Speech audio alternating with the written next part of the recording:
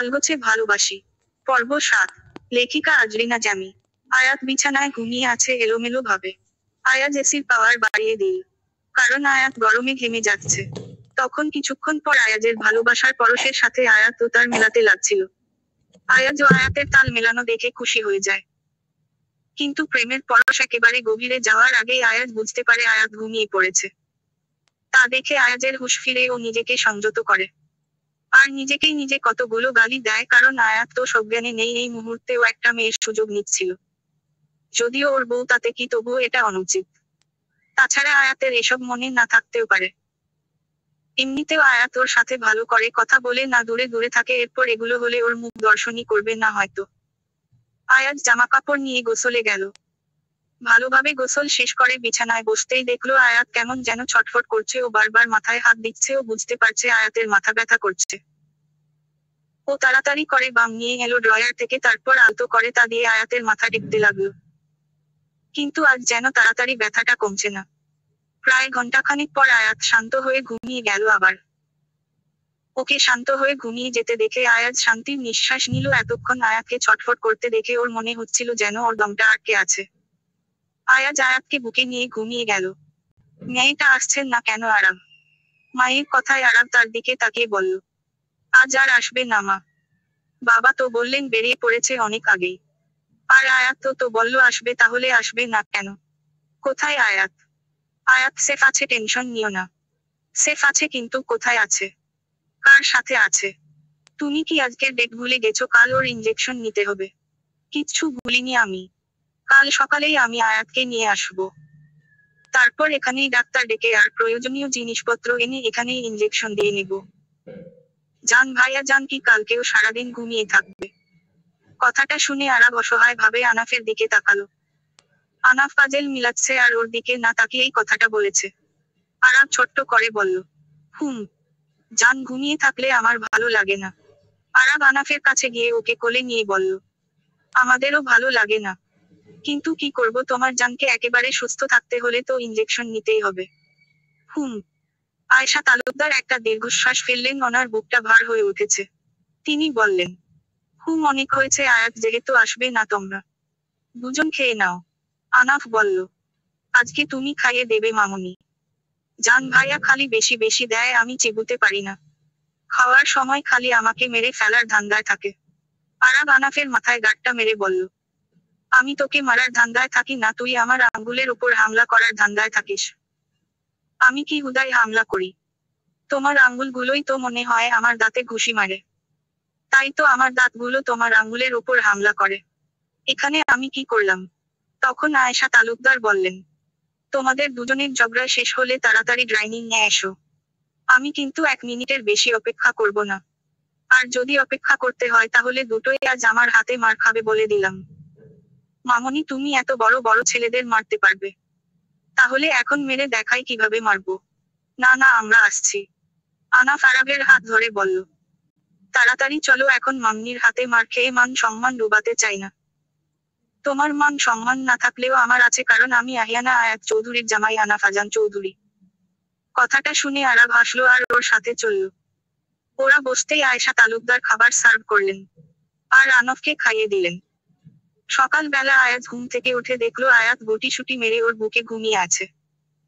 ফজরের সময় হয়ে গেছে বলে ও উঠে পড়ল।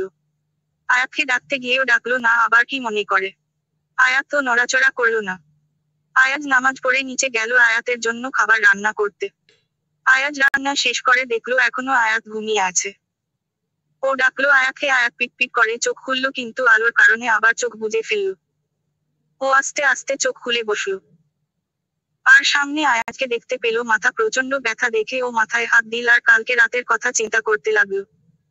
তখন আয়াজ বলল, ঠিক আছো তুমি?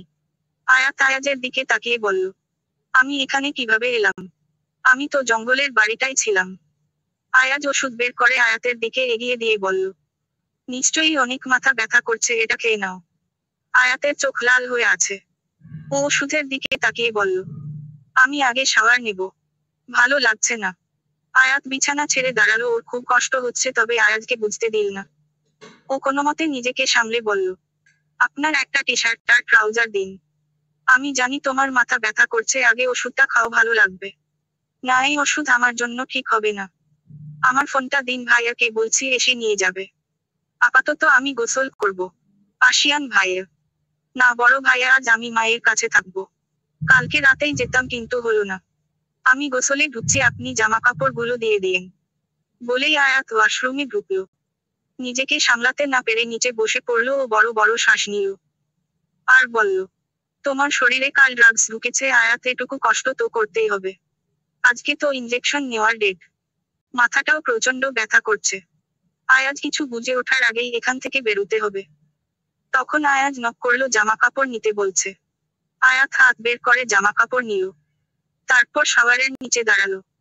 চোখ বুঝতেই কালকের সবকিছু মনে পড়তে লাগলো। সব মনে পড়তেই ও তড়িৎ গতিতে চোখ খুললো আর হাত আপনা আপনি ঠোঁটে চলে গেল। একটু লজ্জাও পেল বোধ হয়। কিছুক্ষণ থম মেরে দাঁড়িয়ে রইল। তারপর নিজেকে সামলে গোসল শেষ করে বের হলো। ও বের হতেই আয়াজ ওর থেকে টাওয়াল নিয়ে ওকে বসিয়ে মাথা মুছিয়ে দিতে লাগলো। মাথা মুছানো শেষ হলে আয়াত বলল, আমার ফোনটা দিন। আয়াজ আয়াতের ফোন এনে আয়াতকে দিল। আয়াত আরাবকে ফোন করলো আর আয়াজের থেকে লোকেশন জেনে আসতে বলল। ফোন রেখে পাশে তাকাতেই দেখলো আয়াজ খাবার নিয়ে এসেছে। তা দেখে আয়াত বলল, আমি এখন কিছু খাবো না। কালকে রাতেও কিছু খাওনি। এখন না খেলে আরো বেশি খারাপ লাগবে। আমি খাইয়ে দিচ্ছি। বলেই খাবার নিয়ে আয়াতের মুখের সামনে ধরল। আয়াতের চোখটা লাল হয়ে আছে, সেই সাথে ছলছল করছে। তা দেখে আয়াজের বুকটা মোচড় দিয়ে উঠল। আয়াত কি খুব কষ্ট পাচ্ছে? ও তাড়াতাড়ি করে ওর গালে হাত রেখে বলল, খুব কষ্ট হচ্ছে আহি। কাল কালকের কথা মাথায় আসতেই আয়াজ তাড়াতাড়ি করে বলল, কালকের জন্য সরি আহি। আয়াত অন্যদিকে ঘুরে বলল, কিসের জন্য? আয়াজ বুঝলো হয়তো আয়াতের কিছু মনে নেই। তাই ও কথা কাটাতে বলল, কাল পৌঁছাতে দেরি হয়ে গিয়েছিল। আর এই যে তোমাকে এখানে নিয়ে এসেছি। আয়াত দীর্ঘশ্বাস ফেলে বলল, ও আচ্ছা। তবে আপনাকে ধন্যবাদ, কাল ঠিক সময়েই ওখানে পৌঁছে গিয়েছিলেন। ঠিক সময় আর কোথায় পারলাম, সেই তো তোমার শরীরে ড্রাগ পুশ করেই দিল। সেটা বাদ দিন। ওদের সাথে কি করবেন ভাবলেন? সেটা না হয় আমার উপরেই ছেড়ে দাও। কঠিন থেকে কঠিন শাস্তি হবে ওদের। আমি নিজের চোখ দিয়ে দেখতে চাই ওদের কষ্ট। সমস্যা নেই, তুমি মামির থেকে ঘুরে আসো, তোমার জন্য অপেক্ষায় থাকবো। তুমি যা বলবে তাই হবে। এখন এসব বাদ দাও, খেয়ে নাও। আমি নিজে রান্না করেছি। বলেই আয়াজ আবার আয়াতের মুখের সামনে খাবার ধরল। আয়াত একটু একটু করে 3-4 বার নিল। তারপর বলল সে আর খাবে না। আয়াতের ব্যাগটা দিতে বলল, আয়াজ ব্যাগটা দিল। আর আয়াজকে খেতে বলল। আয়াজ নিচে গেল প্লেট রাখতে। আরাব ফোন দিল এসে পড়েছে। আয়াজ ও ওপরে এলো। আয়াত উঠে দাঁড়ালো, মাথায় ওড়নাটা জড়িয়ে ব্যাগটা নিয়ে বলল, ভাইয়া এসে গেছে, আসছি। ভাইয়াকে বলো ভেতরে আসতে, আমার সাথে দেখাই হয়নি। কত বছর পর হবে। না ভাইয়ার কাজ আছে, আসছি। আমি নিচে দিয়ে আসি। হুম। আয়াত 2 পা এগুলো, কিন্তু কেন মনে হচ্ছে ওর পা চলছে না। আয়াজ গিয়ে আয়াতের হাত ধরলো, তারপর আস্তে আস্তে নিয়ে চলল। আয়াতের সাথে আয়াজকে বের হতে দেখে আরাব তাড়াতাড়ি করে মাস্ক পরে নিল। আয়াত আয়াজকে আর আসতে মানা করলো। তখন আয়াজের একটা ইম্পর্টেন্ট কল এলো, দেখলো আয়াজের স্যার কল দিয়েছে। আয়াত ধরতে বলল আর বলল ও যেতে পারবে। আয়াজ গাড়ির দিকে তাকালো, গাড়ির ভিতর কেউ বসে আছে, কলটাও ইম্পর্টেন্ট, তাই ও কলটা ধরল। আয়াত ওকে ভেতরে চলে যেতে বলল। আয়াজ গেল না, আয়াতের দিকে তাকিয়ে কথা বলতে লাগলো। আয়াত আস্তে আস্তে আসছে, আরাব আয়াতের হাঁটা লক্ষ্য করতেই বুঝলো ওর বোন ঠিক নেই। ও তাড়াতাড়ি করে গাড়ি থেকে বের হলো। ওকে বের হতে দেখে আয়াজ বাড়ির ভেতরে চলে গেল, কারণ ওকে একটা ইমেইল চেক করতে হবে, ইমার্জেন্সি। আরাব আয়াতের সামনে গিয়ে ওকে কোলে তুলে নিল। আর গাড়িতে বসিয়ে দিল। আয়াত কিছুই বলল না। সিটে মাথা এলিয়ে দিল। এতক্ষণ কিভাবে নিজেকে সামলেছে সেটা একমাত্র ও জানে। আরাব ড্রাইভিং সিটে বসে গাড়ি স্টার্ট দেবে, তখন আয়াত চোখ বন্ধ করেই বলল, বাবাকে কল দাও একটা, ভাইয়া আমি কথা বলবো। কেন? আমি কথা বলবো তাই। এখন বাড়ি যাচ্ছি, ডক্টর রেডি হয়ে বসে আছে। তুমি গাড়ি চালাও না, আমাকে ফোন দাও শুধু। আরাব আয়াতের ফোন থেকে ওর বাবাকে কল দিল। আর আয়াতের কাছে দিল। আয়াত একটু কথা বলে বলল আরো 2 দিন ও ওর মায়ের কাছে থাকবে, সে যেন নিজের খেয়াল রাখে। তারপর আশিয়ানকে দিতে বলল, আশিয়ানকেও বলল ওর বাবার আর দাদুভাইয়ের খেয়াল রাখতে। কথা বলা শেষ হলে ও আরাবকে বলল, আই লাভ ইউ জান ভাইয়া। আরাব হেসে বলল, এত কিছুর মধ্যে হঠাৎ জান ভাইয়াকে ভালোবাসি কেন বলা হচ্ছে? আয়াত চোখ বন্ধ করেই বলল, ইচ্ছে হলো তাই। আচ্ছা ঠিক আছে। I love you too. Ayat আর কিছু বলল না। আরাব আয়াতের দিকে পর্যবেক্ষণ করছে। আয়াত চুপচাপ সিটে চোখ বন্ধ করে আছে। আরাব আয়াতকে ডাকলো, আয়াতের কোন সারা শব্দ নেই। আরাব গাড়ি থামিয়ে দিল। আর আয়াতের গালে হাত দিয়ে ডাকতে লাগলো। কিন্তু আয়াত উঠল না। আরাব ভয় পেয়ে গেল। ও তাড়াতাড়ি করে ডক্টরকে কল করলো। আয়াতের অবস্থা শুনে ডাক্তার বলল ওকে হাসপাতালে নিয়ে যেতে, সে আসছে। ডাক্তার যেহেতু বাড়িতেই ছিল, আয়েশা তালুকদার ও মেয়ে খবর শুনে আটকে উঠলেন। তাড়াতাড়ি করে আনাফকে নিয়ে ডাক্তারের সাথেই রওনা দিলেন। এদিকে আরাব পাগলের মতো বোনকে ডাকছে আর ড্রাইভ করছে। হাসপাতাল আসলে বোনকে কোলে নিয়ে তাড়াতাড়ি করে এক প্রকার দৌড়াতে লাগলো। এদিকে আরাবের আগেই ডক্টর এসে পৌঁছেছে, কারণ আরাবের থেকে তার দূরত্ব কম ছিল। আয়েশা তালুকদার মেয়েকে দেখেই কেঁদে দেয়। ডক্টর তাড়াতাড়ি আয়াতকে কেবিনে নিয়ে যেতে বলে। আর তাড়াতাড়ি করে একটা ইনজেকশন দেয়। আয়াতের অবস্থার উন্নতি না হলে উনি কিছু টেস্ট দেন। ডক্টর চিন্তিত মুখে বসে আছে নিজের কেবিনে, তার সামনেই আরাব, আয়েশা তালুকদার আর আনাফ। তখনই রিপোর্ট এলো। রিপোর্ট দেখেই তিনি বললেন, ও মাই আল্লাহ। আনাফের দিকে তাকিয়ে বলল, আনাফ সোনা, তুমি একটু বাইরে যাও। জানের কি হয়েছে আন্টি? কিছু হয়নি, তোমার জান ঠিক হয়ে যাবে। তাহলে মামনি কাঁদছিল কেন? তোমার মামনি একটু ভয় পেয়েছিল তাই। ও আচ্ছা, আমি একটু জানের কাছে যাই আন্টি। না সোনা, এখন তোমার জান ঘুমাচ্ছে। এখন গেলে তোমার জানের ডিস্টার্ব হবে। তুমি বরং একটু হাসপাতালটা ঘুরে আসো। তখন আরাব বলল, আনাফ যাও, বাইরে যাও। আরাবের কথা শুনে আনাফ মন খারাপ করে বাইরে গেল। আরাব বলল, ডক্টর এখন বলুন। দেখুন, আমি আগেই বলেছি যে আয়াতের অবস্থা সবসময় স্টেবল থাকে না। ওকে সবসময় স্ট্রেস ফ্রি রাখতে হবে, কিন্তু ও তো কথা শোনার মানুষ, সবসময় প্রেসফুল থাকবে। সবসময় বিপি লো থাকে, তবুও ও সব সামলায় কিভাবে আল্লাহ জানেন। কিন্তু এবার অবস্থাটা একটু বেশিই বিগড়েছে। তখন আয়েশা তালুকদার বললেন, এসব পুরনো কথা, ওর অবস্থা এখন কি সেটা বলুন। আমার মেয়ে ঠিক হবে তো নাকি? এটুকু বলেই তিনি থামলেন, তার চোখ থেকে পানি গড়িয়ে পড়ল। আরাব ওর মায়ের হাত ধরল। তখন ডক্টর একটা দীর্ঘশ্বাস ফেলে বলল, আজকের ইনজেকশন কতটা জরুরি সেটা আমরা সবাই জানি। এই ইনজেকশন নেওয়ার দিন সকাল থেকেই ও অসুস্থ হয়ে পড়ে। কাল রাতে ও বোধহয় ওষুধ খায়নি, এমনকি কাল রাতে ওর শরীরে ড্রাগস ঢুকানো হয়েছে, যার জন্য ওর অবস্থা বিগড়ে গেছে আর সমস্ত ওষুধের কার্যক্রম নষ্ট করে ফেলেছে। কাল ওর মাথা ব্যথা করছিল, তবুও ওষুধ খায়নি। আজ ও ওষুধ পেটে পড়েনি। এই মুহূর্তে যদি আমি ওর অবস্থার কথা বলি তাহলে খুব ক্রিটিক্যাল। 24 ঘন্টার মধ্যে যদি জ্ঞান না ফেরে তাহলে কিছুই বলতে পারছি না। কারণ ওর অবস্থা কিছুই বুঝতে পারছি না। আয়েশা তালুকদার কেঁদে উঠলেন। তখন আরাব বলল, আমি কিছু জানি না, আমার বোনকে আমি সুস্থ দেখতে চাই। টাকার কথা ভাববেন না। যে স্পেশালিস্টের সাথে কন্ট্রাক্ট করতে হয় করুন। যা করতে হয় করুন, আমি শুধু আমার বোনকে সুস্থ দেখতে চাই, আর কিছু না। আমি আপনার অবস্থা বুঝতে পারছি মিস্টার আরাব।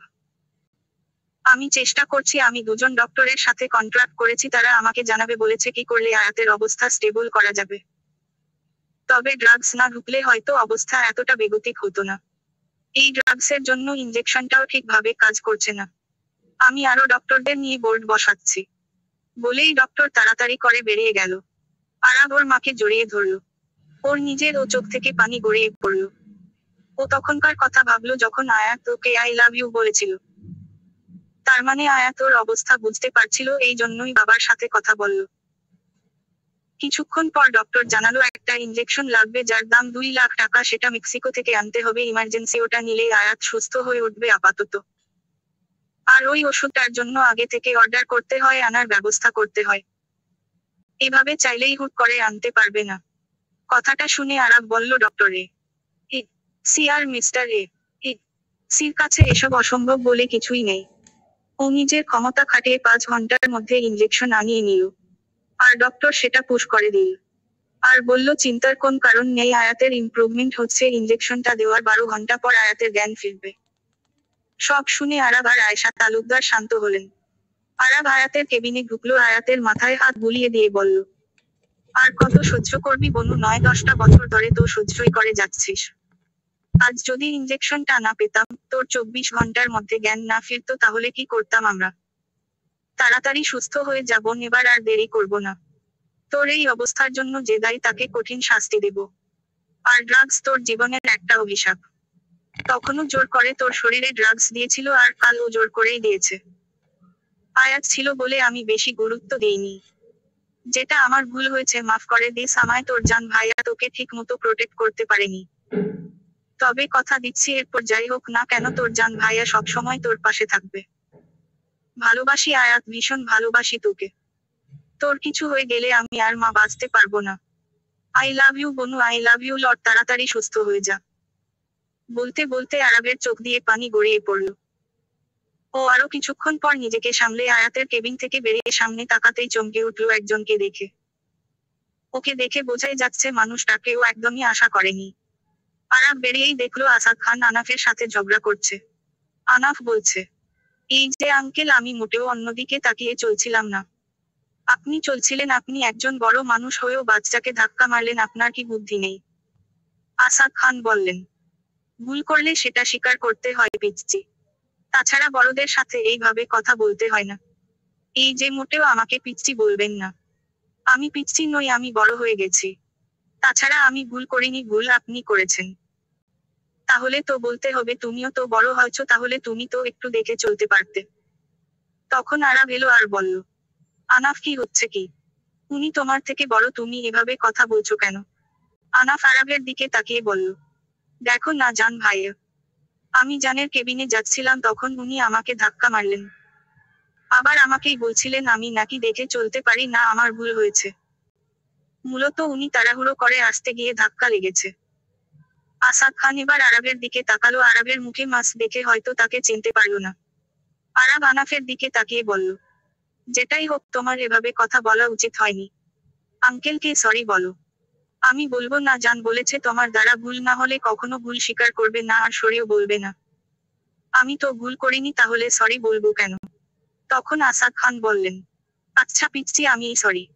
সত্যি আমিই তাড়াহুড়ো করতে গিয়ে এরকমটা হয়েছে। দেখেছো জান ভাইয়া? আসাদ খান হেসে বললেন, তোমার মতো অপর পাশে এরকম একজন থাকলে নিজের ভুল স্বীকার করতেই হবে, তাই না?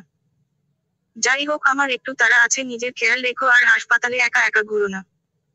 আর আরাবের দিকে তাকিয়ে বললেন, ওর খেয়াল রাখবেন। বাচ্চা হলেও ম্যাচুরিটি অনেক। বলেই আসাদ খান চলে গেলেন। তিনি এসেছিলেন একজনকে দেখতে। উনি যাওয়ার পর আরাব দেখলো আনাফ তার দিকে তাকিয়ে আছে। তা দেখে আরাব বলল, আনাফ কি হয়েছে? কিছু সম্পর্ক অনেক অদ্ভুত হয় জান ভাইয়া। কি? জানকে বাড়ি নেবে না? নিব তো। কখন? আরেকটু পরে। জান ঘুম থেকে উঠবে কখন? 11 ঘন্টা পর। আনাফ একটা দীর্ঘশ্বাস ফেলল আর বলল, মামনি কোথায়? ডক্টরের সাথে কথা বলছে। আমি জানকে একটু দেখে আসি। বলেই আনাফ আয়াতের কেবিনে গেল। আরাব আয়াতকে বাড়ি নেওয়ার ব্যবস্থা করেছে। অতঃপর রাত 2টোর সময় আয়াত চোখ খুলল। চারপাশে তাকাতেই দেখলো সে তার বাড়িতে নিজের রুমে আছে। পাশে তাকাতেই দেখলো আরাব বসে আছে আর অপর পাশে আয়েশা তালুকদার আর তার কোলে মাথা রেখে আনাফ ঘুমিয়ে আছে। তখন আরাব বলল, এখন কেমন লাগছে? আয়াত মুচকি হেসে বলল, আলহামদুলিল্লাহ ভালো। আয়েশা তালুকদার বললেন, কি খাবে বলো? নিশ্চয়ই ক্ষুধা লাগছে। না খেয়ে শুধু পড়ে পড়ে ঘুমালে তো ক্ষুধা লাগবেই, তাই না? মেয়ের মুখের এরকম সাধারণ কথা আর হাসি দেখে আয়েশা তালুকদার দীর্ঘশ্বাস ফেললেন। এটা আজ নতুন নয়, ওর কিছু হলেও ও কাউকে টের পেতে দেবে না। তিনি একটা দীর্ঘশ্বাস ফেলে বলল, কি খাবে? যা রাতে রান্না করেছো তাই খাবো। নাকি আমার জন্য সবাই না খেয়ে আছো? জান খেয়ে ঘুমিয়েছে নাকি না খেয়ে? তখন আরাব বলল, না খেয়েই ঘুমিয়ে পড়েছে। এতক্ষণ জেগেই ছিল, আধা ঘন্টা আগে আর না পেরে ঘুমিয়ে পড়েছে। আয়াত উঠে বসলো, আরাব সাহায্য করল। আয়েশা তালুকদার খাবার আনতে গেলেন। আয়াত আনাফকে ডেকে তুলল। আয়াতকে জাগতে দেখে আনাফ ওকে জড়িয়ে ধরল আর বলল, অবশেষে তোমার ঘুম ভাঙলো জান। আমার ঘুম তো ভাঙলো, কিন্তু আমার জান যে ঘুমিয়ে পড়েছিল। আমি তো কুট্টি বাবু, আমি কি বড়দের মতো সারারাত জাগতে পারি নাকি? তখন আরাব বলল, তাও ভালো। সে মানলো সে কুট্টি বাবু না, সেটা বেশি ছোট হয়ে গেল, সে একটা বাচ্চা, এটা ঠিক আছে। এমনিতে তো সবসময় আমি বড় হয়ে গেছি বলে চিল্লাচিল্লি করে। এই রাত বেরাতে একদম রাগ উঠাবে না জান ভাইয়া। তোর ওইটুকু শরীরে রাগও আছে? বাবা গো বাবা, আমি তো ভয় পাইছি। জান ভাইয়া। বলেই আনাফ আরাবের চুলগুলো ধরে ঘুরাতে লাগলো। তা দেখে আয়াত হেসে উঠল। তখন আয়েশা তালুকদার এলেন আর আনাফকে থামালেন। আনাফ তার কাছে বিচার দিল। আয়েশা তালুকদার ও আরবের ওপর মিকি রাগ দেখালেন। আনাফ তার প্লেট নিয়ে আরবের কাছে গিয়ে বলল, নাও এখন খাইয়ে দাও। মামনি জানকে খাইয়ে দেবে। দেব না, আমি একটু আগে আমাকে মারলো, আবার মাকে দিয়ে বোকাও খাওয়ালো। আমি দেব না তোকে খাইয়ে। আহা জান ভাইয়া, তুমি তো কত বড়, এইটুকুতে রাগ করলে চলে? আই লাভ ইউ তো, তাই না? একদম ভ্রম দেখাবি না। এদিকে আয়, খাইয়ে দিচ্ছি। কথাটা শুনে আনাফ বিশ্বজয়ের হাসি হাসল।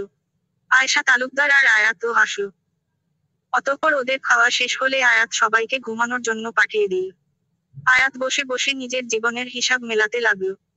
ও অস্ফুট স্বরে বলল, আরো একবার বেঁচে গেছি মানে জীবন আরো একবার আল্লাহ তাআলা সব শেষ করার সুযোগ দিয়েছেন। এতদিন দেরি করেছি, এবার আর দেরি করব না। আর আয়াজ খুব শখ না তোমার আমাকে পাওয়ার, এখন দেখব কিভাবে তুমি আমাকে নিজের করো। 5 বছর আগে সবার সামনে বিয়েটা অস্বীকার করেছিলে না, যার জন্যই করেছিলে, তো এবার তুমিই সবার সামনে স্বীকার করবে, তার ব্যবস্থা আমি করব। আর হ্যাঁ, রেডি হও খুব তাড়াতাড়ি, তুমি তোমার জানপাখিকে নিজের করতে চলেছ।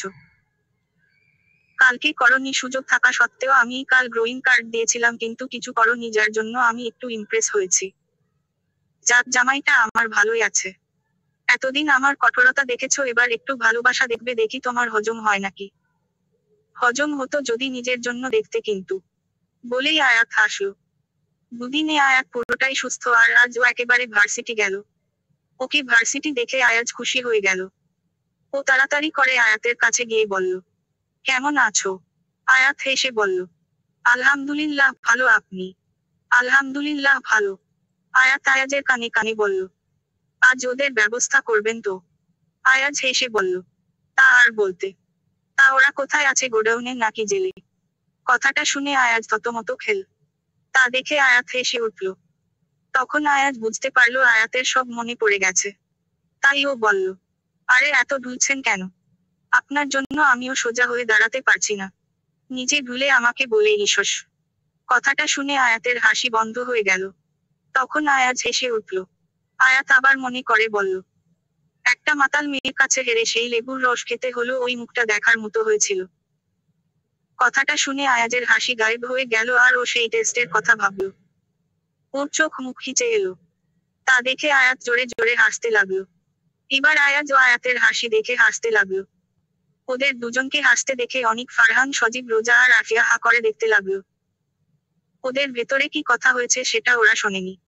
রোজা এগিয়ে এসে বলল, এই আহি কেসটা কি বলতো? দুজনে এভাবে হাসছিস কেন? আয়াত বলল, এমনি, চল ক্লাসে যাই। বলে আয়াত রোজাকে নিয়ে ক্লাসে ঢুকলো। আয়াজও গেল। এরপর ক্লাস শেষ করে বের হলো। আয়াতের কাছে গিয়ে বলল, চলো। কোথায়? তুমি না বললে ওদের কষ্ট চোখের সামনে দেখবে। দিনের বেলাতেই নাকি? তো আমি সিআইডি অফিসার, দিনের বেলাতে মারলেই কি? কিন্তু আমার তো ডাউট হচ্ছে। কি নিয়ে?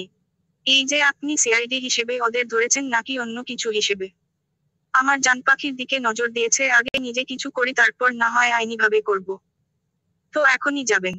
না থাক, রাতের বেলাতেই যাব না হয়। ওকে আমি বাড়ি গেলাম। ওকে আমি অফিসে যাব।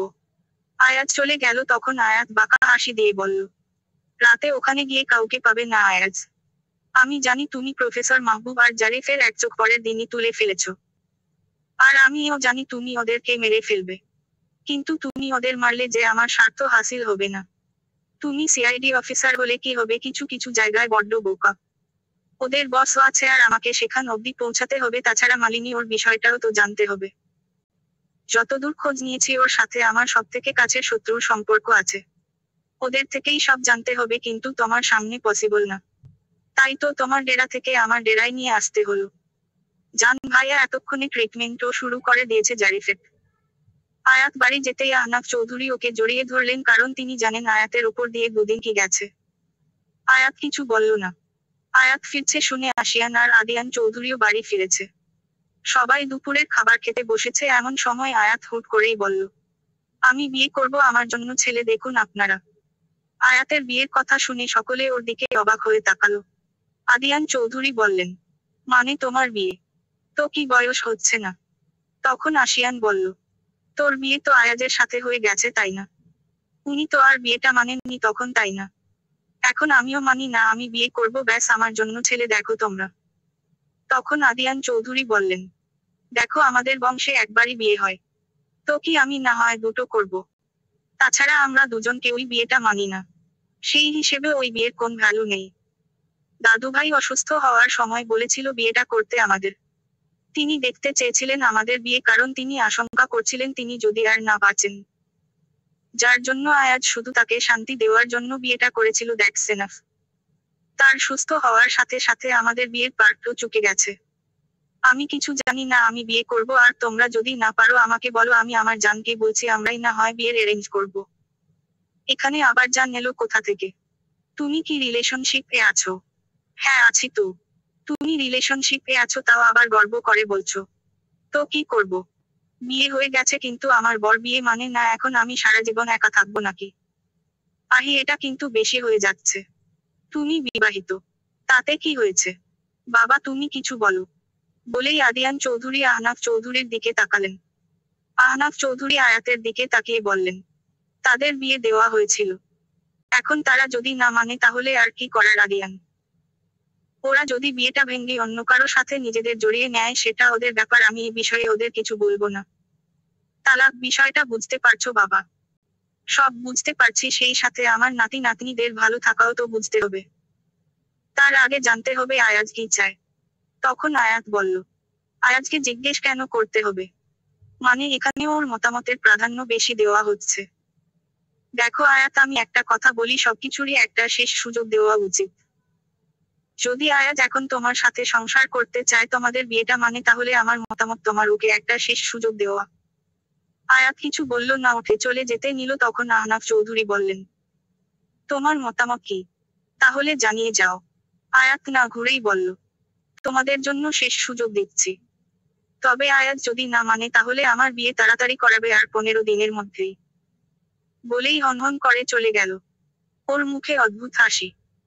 আহনাফ চৌধুরী আয়াতের প্ল্যান জানেন, তাই তার প্ল্যান অনুযায়ী সব করলেন। আয়াত রুমে ঢুকে ফ্রিজ থেকে আইসক্রিম বক্স বের করে বাবু হয়ে বসে খেতে লাগলো। আর বলল, এবার দেখবো আয়াজ ইমদাদ খান আপনি কি করেন।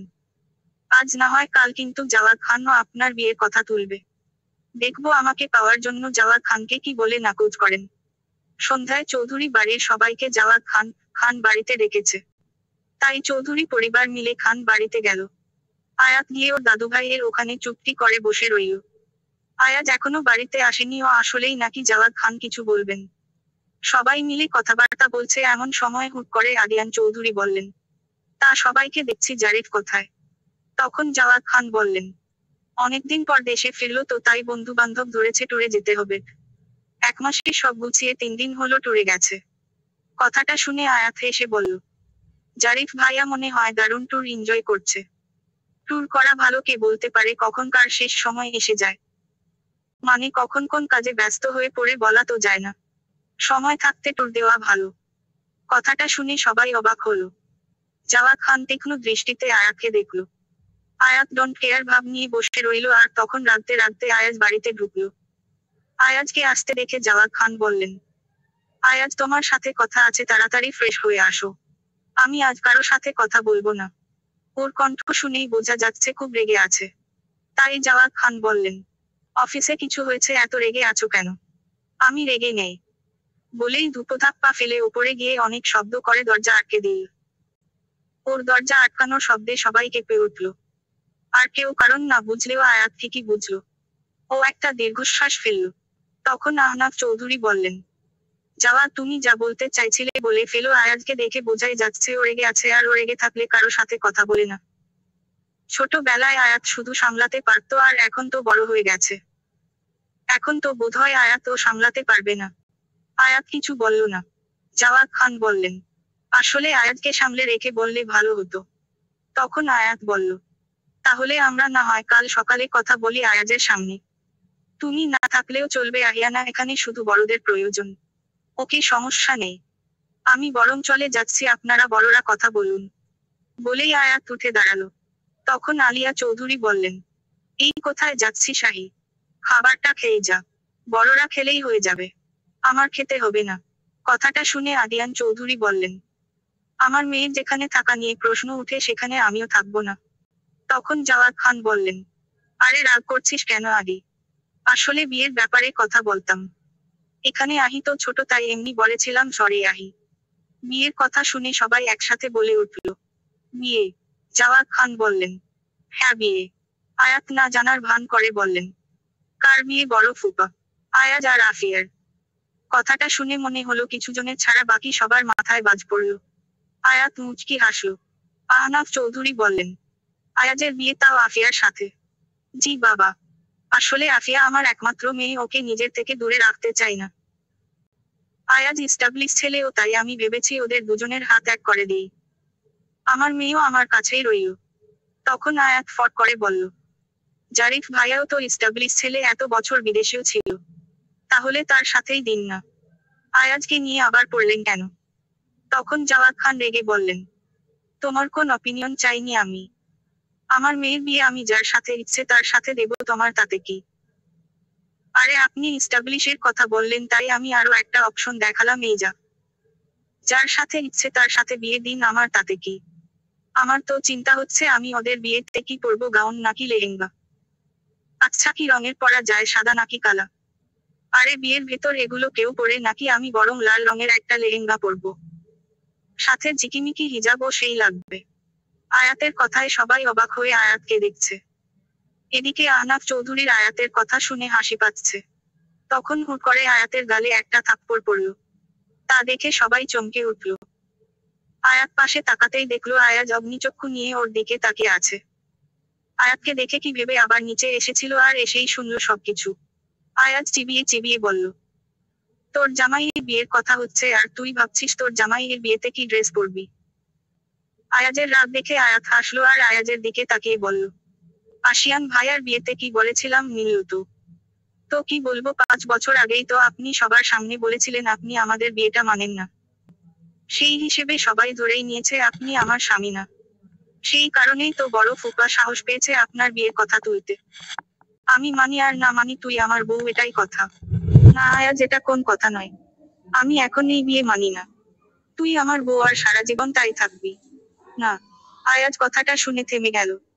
আয়াজ একরাশ ঘৃণা নাকি অভিমান নিয়ে বলল, আসলে তুমি কখনো কাউকে ভালোই বাসনি। কথাটা শুনে আয়াত মনে মনে মুচকি হেসে বলল, অথচ এই আমি আলগোছে ভালোবাসতে বাসতে নিঃশেষ হয়ে যাচ্ছি। কেউ কখনো জানতেই পারলো না আমি সবাইকে কতটা আলগোছে ভালোবাসি। আয়াত মুখে কিছু বলবে তখনই আয়াতের ফোনটা বেজে উঠলো। আয়াত ফোন উঠিয়ে দেখলো জান লেখা। এমনিতেই আয়াত রেগে ছিল, তারপর আফিয়ার সাথে বিয়ের কথা, তারপর আয়াতের মানি না, তার উপর আবার জানের ফোন দেওয়া, এটা যেন মরার উপর খাড়র ঘা। ও আয়াতের ফোনটা আছাড় মেরে ভেঙে ফেলল। আর চিৎকার করে বলল, তুই আমার বউ ছিলিস আর সারা জীবন আমারই থাকবি। তুই আর কারো না, তুই শুধু আমার। তুই আয়াজ ইমদাদ খানের একমাত্র বউ, আহিয়ানা আয়াত চৌধুরী। তুই ভালোবাসিস আর না বাসিস, সারা জীবন আমার সাথেই থাকতে হবে তোকে। বলেই আয়াজ আয়াতের হাত ধরে টানতে টানতে বাড়ি থেকে বেরিয়ে গেল। কেউ কিছুই করতে পারল না। আয়াত আটকানোর চেষ্টা করলো কিন্তু বাড়ির বাইরে আসতেই ওর মুখে অদ্ভুত হাসি ফুটে উঠল। প্রথম গুটি আউট। চলবে।